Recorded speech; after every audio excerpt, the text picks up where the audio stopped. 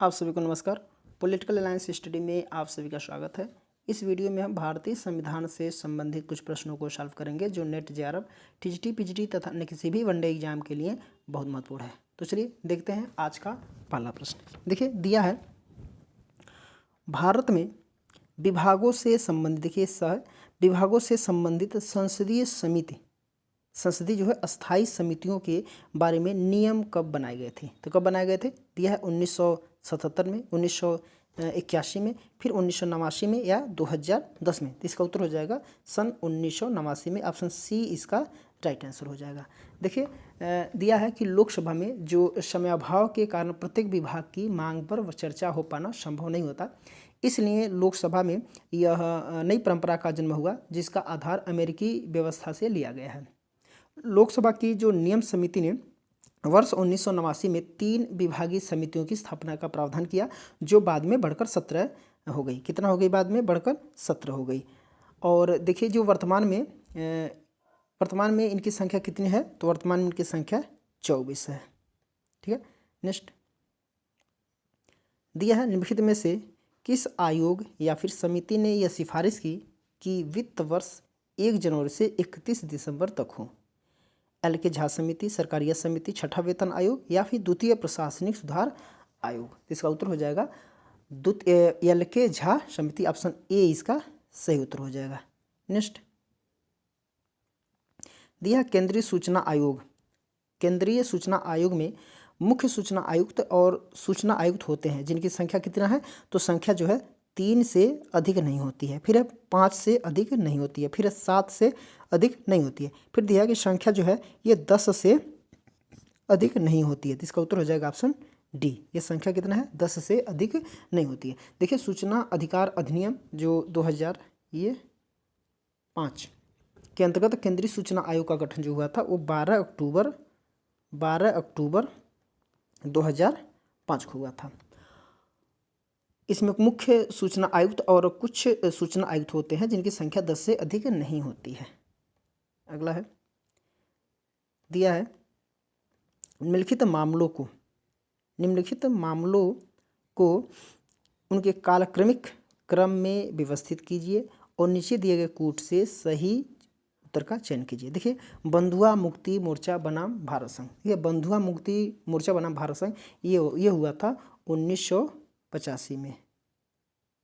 1985 में। देखिए एससी मेहता बनाम भारत संघ, तो एससी मेहता बनाम भारत संघ ये हुआ था 84 में, 1984 में। फिर एलडीएम जबलपुर बनाम शिवकांत शुक्ला, तो ये है 1975 में हो गया था, ये 1975 में। ठीक है, तो इसके हिसाब से देखा जाए तो D B A, option A नहीं बल्कि ऑप्शन सी इसका सही उत्तर हो जाएगा। ऑप्शन सी नहीं, इसमें ऑप्शन सी नहीं, ऑप्शन ए इसका सही उत्तर हो जाएगा। सी, फिर ए, फिर बी तथा डी। ठीक है, नेक्स्ट है, दिया है बजट एक उपकरण है। बजट एक उपकरण है राजकोषीय नियोजन के लिए, राजकोषीय नियंत्रण के लिए, राजकोषीय नीति के लिए या फिर विधायिका पर नियंत्रण के लिए। तो दिया है यहाँ पे ए दो देखिए इसका उत्तर हो जाएगा, ये तीनों हो जाएगा। तो इसका 1, 2 और 3, ऑप्शन सी इसका राइट आंसर हो जाएगा। 1, 2 और 3 विधायिका पर नियंत्रण के लिए बजट उपकरण नहीं होता है। नेक्स्ट है, दिया कि भारत में बजट लागू करने वाली नोडल एजेंसी है। भारत में जो बजट एजेंसी लागू करने वाली जो नोडल एजेंसी है वो है नियंत्रक एवं महालेखा परीक्षक, संसद या फिर नीति आयोग या वित्त मंत्रालय। इसका उत्तर हो जाएगा वित्त मंत्रालय। ऑप्शन डी इसका सही उत्तर हो जाएगा। देखिए भारत में बजट को लागू करने वाली नोडल एजेंसी वित्त मंत्रालय है। बजट निर्माण से उसे लागू कराने की सर्वोच्च जिम्मेदारी वित्त मंत्रालय की ही होती है। नेक्स्ट दिया है छत्तीसगढ़ में निम्नलिखित में से किसने स्वराज दल की ओर से 1923 में मध्य प्रांत विधान परिषद के निर्वाचन में भाग नहीं लिया था? तो दिया है डॉक्टर ई राघवेंद्र राव, पंडित रविशंकर शुक्ल, पंडित सुंदरलाल शर्मा, शिवदास डागा या ठाकुर छेदीलाल। तो इसका जो सही उत्तर हो जाएगा वो हो जाएगा option C Pandit Sundarlal Sharma, option C इसका सही उत्तर हो जाएगा। देखिए पंडित सुंदरलाल शर्मा स्वराज दल की ओर से 1923 में दिया है भैया, 1923 में मध्य प्रांत विधान परिषद के निर्वाचन में भाग नहीं लिया था। नेक्स्ट अगला है दिया है कि किस संविधान संशोधन द्वारा एक ही व्यक्ति को एक या एक से अधिक राज्यों का राज्यपाल या संघ राज्य क्षेत्रों का उपराज्यपाल नियुक्त किया जा सकता है। पांचवां संविधान संशोधन 1955, छठा संविधान संशोधन 1956, चौथा संविधान संशोधन 1955 या फिर सातवां संविधान संशोधन 1956। तो इसका जो सही उत्तर हो जाएगा सातवां संविधान संशोधन अधिनियम 1956। देखिए सातवां संविधान संशोधन अधिनियम 1956 में यह प्रावधान करता है कि एक ही व्यक्ति को एक या एक से अधिक राज्यों का राज्यपाल या संघ राज्य क्षेत्रों का उपराज्यपाल नियुक्त किया जा सकता है। यह जो है ये अनुच्छेद 153 में निहित है, जिसमें कहा गया है कि प्रत्येक राज्य का एक राज्यपाल हो। नेक्स्ट है दिया है कि किसी राज्य का राज्यपाल निकटवर्ती संघ राज्य क्षेत्र के प्रशासक के रूप में निम्नलिखित में से स्वतंत्र रूप से अपने कार्य का निर्वहन करता है। भारत का राष्ट्रपति, केंद्रीय मंत्रिमंडल, गृह मंत्री, केंद्रीय गृह मंत्री और राज्य जो मंत्री परिषद। तो इसका उत्तर हो जाएगा ऑप्शन डी राज्य मंत्री परिषद, ऑप्शन डी इसका सही उत्तर हो जाएगा। तो किसी राज्य का जो राज्यपाल हो निकटवर्ती संघ राज्य क्षेत्र के प्रशासक के रूप में राज्य मंत्रिपरिषद से स्वतंत्र रूप से अपने कार्य का निर्वहन करता है। संविधान के अनुच्छेद जो 158 है इसके अनुसार एक ही व्यक्ति को दो या अधिक राज्यों का राज्यपाल नियुक्त किया जा सकता है। नेक्स्ट दिया है कि राज्य मानवाधिकार आयोग के सदस्यों को हटाया जा सकता है केवल राज्यपाल के राज्य के राज्यपाल द्वारा, राज्य के मुख्यमंत्री द्वारा, राज्य जो है उच्च न्यायालय के मुख्य न्यायाधीश द्वारा या फिर भारत के राष्ट्रपति द्वारा। तो इसका उत्तर हो जाएगा भारत के राष्ट्रपति द्वारा, ऑप्शन डी इसका सही उत्तर हो जाएगा। देखिए मानव अधिकार संरक्षण अधिनियम 1993 ने न केंद्र में बल्कि राज्यों में भी मानवाधिकार आयोग की स्थापना का प्रावधान करता है। आयोग के अध्यक्ष एवं अन्य सदस्य जो होते हैं जो 200 सदस्य होते हैं का कार्यकाल 5 वर्ष या फिर 70 वर्ष की आयु दोनों में से जो भी पहले हो तक होता है। इनकी नियुक्ति राज्यपाल करते हैं, लेकिन उनके पद से केवल राष्ट्रपति हटा सकता है। अर्थात इनकी नियुक्ति कौन करेगा? राज्यपाल। इन पद से हटाने का काम कौन करेगा? राष्ट्रपति करेगा। अगला प्रश्न है दिया है कि किसी राज्य का विधान परिषद किसके द्वारा बनाई या समाप्त की जा सकती है? राष्ट्रपति के द्वारा, संसद के द्वारा, संबंधित राज्य की विधानसभा के द्वारा या फिर संबंधित विधानसभा की सिफारिश पर संसद। इसका उत्तर हो जाएगा ऑप्शन डी संबंधित विधानसभा की सिफारिश पर जो है संसद। ठीक है। राज्य विधानमंडल का उच्च सदन अर्थात विधान परिषद एक ऐसा सदन है जिसका सृजन या समापन किया जा सकता है। विधान परिषद के सृजन या समापन का कार्य संबंधित विधानसभा की सिफारिश पर संसद द्वारा किया जाता है। इसमें संबंधित प्रावधान संविधान के अनुच्छेद 169 के तहत दिया गया है। वर्तमान में भारत में कुल जो है इस तरीके के राज्य हैं जिसमें विधान परिषद हैं, कुछ राज्य हैं और कुछ में विधान परिषद नहीं है बल्कि सिर्फ विधानसभा है। नेक्स्ट है अगला प्रश्न की दिया है कि राज्य के विधिक सलाहकार को कहा जाता है। राज्य के विधिक सलाहकार को कहा जाता है attorney general, solicitor general, advocate general या उपयुक्त में से कोई नहीं। तो इसका उत्तर हो जाएगा एडवोकेट जनरल, ऑप्शन सी इसका राइट आंसर हो जाएगा। राज्य के जो प्रत्येक राज्य के जो विधिक सलाहकार को एडवोकेट जनरल कहा जाता है। प्रत्येक राज्य का राज्यपाल उच्च न्यायालय का न्यायाधीश नियुक्त होने के लिए अर्हित किसी व्यक्ति को राज्य का महाधिवक्ता नियुक्त करेगा। महाधिवक्ता का यह कर्तव्य होगा कि वह उस राज्य की सरकार को विधि संबंधी ऐसे मामलों पर सलाह दे और विधिक रूप से ऐसे अन्य कर्तव्यों का पालन करे जो राज्यपाल उसको समय समय पर निर्देशित करे या सौंपे और उन कृत्यों का निर्वहन करे जो उनको या फिर उसको इस संविधान अथवा तत्सम प्रवृत्ति किसी अन्य विधि द्वारा उसके अधीन प्रदान किए गए हैं। नेक्स्ट दिया है निम्नांकित में से भारतीय संविधान का कौन सा अनुच्छेद राज्यपाल को राज्य विधानमंडल के विश्रांति काल में अध्यादेश प्रख्यापित करने की शक्ति प्रदान करता है? अनुच्छेद 210, 211, 213 या फिर 214। इसका उत्तर हो जाएगा अनुच्छेद 213। अनुच्छेद 213 के अनुसार उस समय को छोड़कर जब किसी राज्य की विधानसभा सत्र में है या विधान परिषद वाले राज्य में विधानमंडल के दोनों सदन सत्र में हैं, यदि किसी समय राज्यपाल का यह समाधान हो जाता है कि ऐसी परिस्थितियां विद्यमान है जिसके कारण तुरंत कार्रवाई करना उसके लिए आवश्यक हो गया है, तो वह ऐसे अध्यादेश प्रत्यापित कर सकेगा जो उसे उन परिस्थितियों में अपेक्षित प्रतीत हो। ठीक है, तो ऑप्शन सी इसका सही उत्तर हो जाएगा। अगला प्रश्न है कि दिया है कि निम्नलिखित में से कौन सा कथन सही नहीं है, कौन सा कथन सही नहीं है। राज्यपाल को अध्यादेश निर्माण की शक्ति है, बिल्कुल है। राज्यपाल की अध्यादेश निर्माण शक्ति स्वविवेकी है, नहीं, स्वविवेकी नहीं है। राज्यपाल अध्यादेश को वापस करने में सक्षम है, बिल्कुल।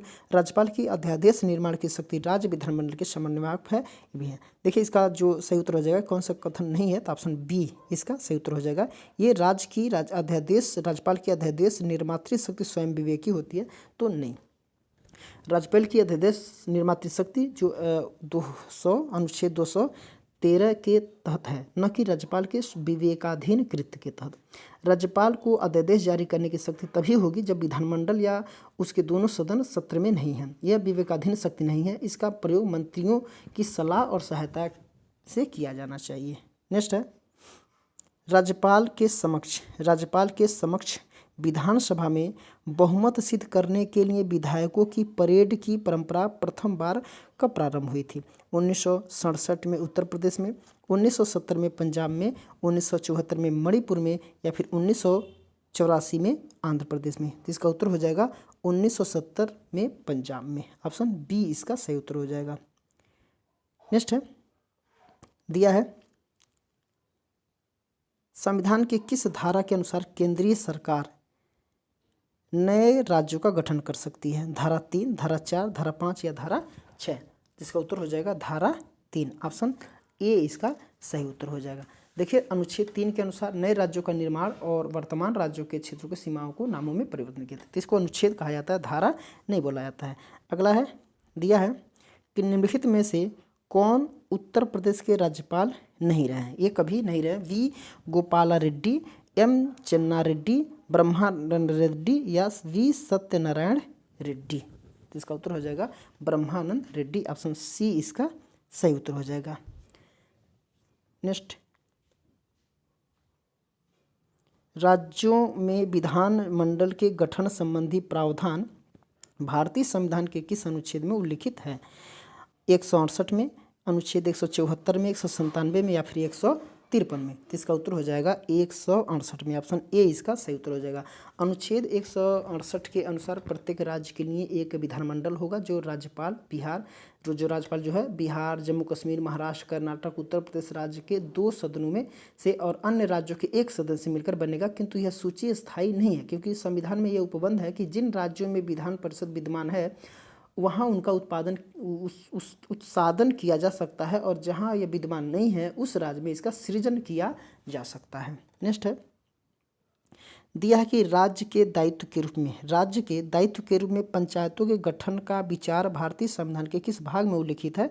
तो अध्याय 1 में, अध्याय 2 में, अध्याय 3 में, या फिर अध्याय 4 में। तो इसका उत्तर हो जाएगा अध्याय 4 में। ऑप्शन डी इसका सही उत्तर हो जाएगा।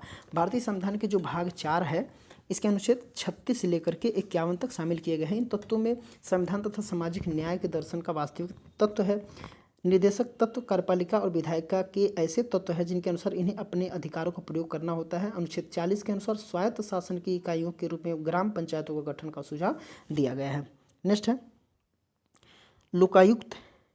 लोकायुक्त अपना प्रतिवेदन किसके समक्ष प्रस्तुत कर सकता है। मुख्यमंत्री के, उच्च न्यायालय के मुख्य न्यायाधीश के, राज्यपाल के, या विधानसभा के अध्यक्ष के। तो इसका उत्तर हो जाएगा राज्यपाल के। ऑप्शन सी इसका सही उत्तर हो जाएगा। देखिए भ्रष्टाचार पर अंकुश लगाने के लिए लोकपाल और लोकायुक्त की अवधारणा को लागू करने का प्रयास किया गया है। संघ में लोकपाल की अवधारणा को लागू करने का प्रथम प्रयास जो किया जा रहा था, देखिए अब वो हो चुका है। राज्यों में लोकायुक्त की अवधारणा को बहुत सारे राज्यों में लागू किया गया है।